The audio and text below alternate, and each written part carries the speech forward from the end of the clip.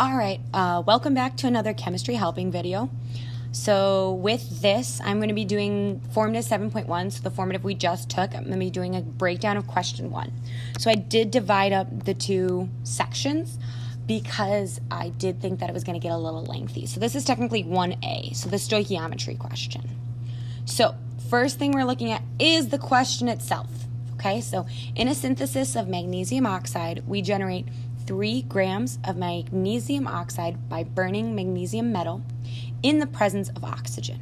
How many grams of O2 did we start with? Assuming 100% yield. So we're going to be assuming 100% yield in the stoichiometry problems because we're going to assume that no errors happen, that we're going to actually be able to make all that we say we're going to make. Okay, so a lot of things that students get overwhelmed with is this is kind of a big reading section. And we should not be overwhelmed with it because it's really not that big.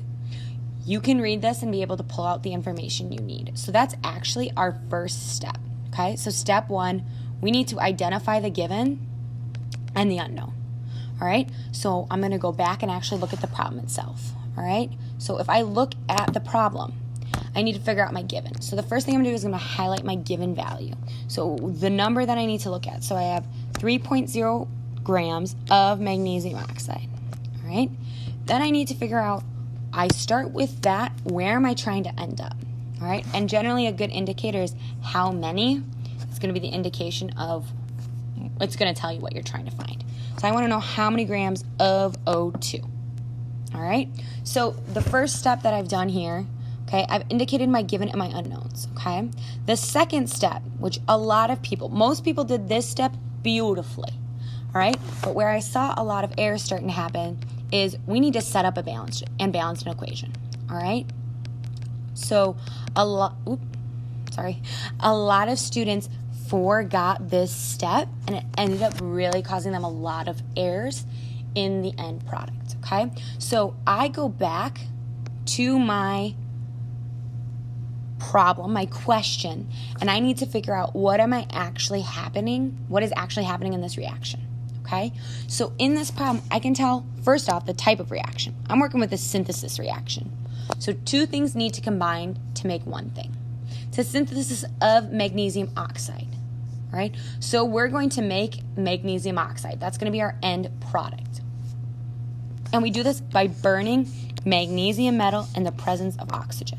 So these 2 are going to be our reactants, all right? So knowing that, I can move forward and I can set up my equation. So the first thing that I do is I'm going to write down magnesium, okay, and oxygen. And a reminder here, it's O2 diatomic, but that is only when the oxygen is alone. I have a lot of students who are trying to give me O2 all the time. No, it is only when the oxygen is alone, all right? So then we go ahead and we make our yield arrow, okay? And I find my final product, okay? A lot of you made a mistake here, okay? Because we did not check our charges. This is an ionic compound. I have a metal and a non-metal. I have to still check my charges, just like we've been doing since we did naming and we started learning how to write ionic formulas, okay? So I need to check my charges. So I go ahead and I check my charges for these ions, okay? So Mg is +2, O is -2, which does mean I'm going to get an MgO because my charges here cancel out. They equal 0, so I don't need to cross them down, all right? So I have these, all right? Then I balance my equation, all right? That is the bare minimum setup that you need for this. Okay, and again, I balanced it because I realized that my oxygens weren't even. I needed to put my number in front here to get my oxygens to be even, causing me to get another magnesium, okay? Then if you look at what I'm writing in red, that is what you needed for the 4. So I need to do my state of matter. So magnesium's a metal, so I know it's going to be a solid. Oxygen is a gas because you're breathing it, okay? And then one thing we might not have talked about yet, MgO is going to be a solid. Again, you can look at your solubility chart for that one, okay? The delta H, all right? So we only include a delta H when we are burning something. So that shows me that I'm adding heat into my reaction, okay? Another time that you're going to include that is when you're using a catalyst, and you'll show that with like a delta and then the name of the catalyst. So Ki is a common catalyst, and that goes over the arrow. the yield arrow. Okay, so that is what you would need for a 4. Okay, and again, I'm just writing here that that's what we're going to need for the 4. But again, we still need to understand how to balance and how to get our products and reactants. So if we're still struggling with anything in the first 2 steps that I've talked about, okay, we need to, so any part from part A, we need to review some of the past videos or come in for a little extra help, okay? Because that's all from semester 1, all right? So if we're still struggling with that stuff, please come talk to myself, talk to your old chemistry teacher, watch some videos, all right? Let's make sure we got this down so this is not where we're being docked for STOIC, okay? So then my next step that I'm gonna do, all right, I'm gonna go ahead and set it up to solve. So I put my given down, which we found in step 1, all right, and then my first move is to bring down my units from the top, all right? I have grams of MgO. When I have grams, I know that there is only one conversion factor that I can use, okay? So either if you're trying to get grams, all right, so you're trying to get grams and you have the moles of what the substance you want, okay, or if you're given grams, the only thing I can use is molar mass. So I'd go ahead and I would set up my molar mass. So I know that for X grams, I always have 1 mole of the substance. It has to be the same substance. Oops. It has to be the same substance, all right? You can't suddenly go from grams of one substance to moles of another substance, all right?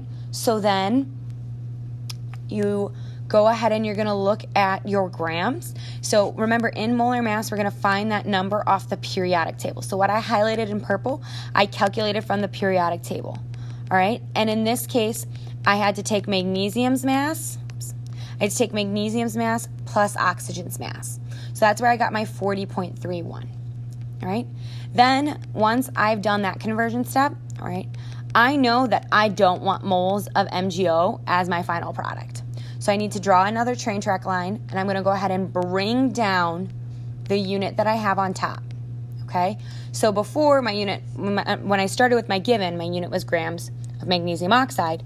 Now I've converted it to moles of magnesium oxide, all right? I'm now at moles of A. Once I have moles of A, I can convert to the moles of my unknown. So we need to include the step where we're converting from moles of our given to moles of our unknown, because a lot of us are skipping this step, and a lot of us skipped this step, okay? So moles of A to moles of B, and the only thing that we can use for that is the mole ratio. All right, so a lot of you missed this step on the formative, or if you didn't balance the equation correctly, you got this step wrong, okay? So I'm going to take my moles of my given, and then on top is going to be my moles of my unknown, all right? Then I'm getting my numbers there from the balanced equation. So if you go back to the original first, if we go all the way back here, and we look at our balanced equation, I went too far back, all right, I have 2 moles of magnesium for every 1 mole of oxygen, okay? So I go ahead, sorry, I know that's really probably disorienting, but I go ahead and I bring my coefficients into that equation. So now I have moles of O2 on top, which means the unit that I'm working with is moles of O2, but I don't want moles of O2, so I know I'm going to have another step. So I go ahead and I set up what I have so far, all right, and I bring down my unit. So I have moles of O2 on top. I go ahead and I bring it down and I put it on the bottom there, all right? Now, I have moles of my unknown. I can now convert to grams of my unknown. You cannot convert to grams of your unknown until you have moles of your unknown, okay? So I go ahead and I know I'm going to convert to grams, so I have to use that good old molar mass. So in molar mass, I know that I have 1 mole for every however many grams I can get off the periodic table, okay? So once I have the unit on top that I want, I go ahead and solve. And when you solve this, I got an error there. Okay, when you solve this, you get 1.19 grams of O2, okay? And I'm going to have 3 sig figs because I started with 3 sig figs, all right? So that's the solving part, okay? But what I did on this last little slide here is I did a step-by-step breakdown of everything that I did, okay? So we went from we were given grams of A. So what I did then is I took my grams of my A and I converted it to moles of my A. You have to go in order of these steps if you're doing a grams to grams, okay? So I went from grams to A. I converted it to moles of A using that molar mass, okay? Then I went from moles of A to moles of B using that mole ratio. Again, a step a lot of you forgot or just simply didn't know how to use, okay? Then I get moles of B, and then I need to do grams of B using molar mass. So if you look at this setup, if you have a grams to grams, you should have 3 conversion parts. So molar mass, mole ratio, molar mass. All right, so hopefully this video helped. Please email me if you have any questions or concerns. Have a great night.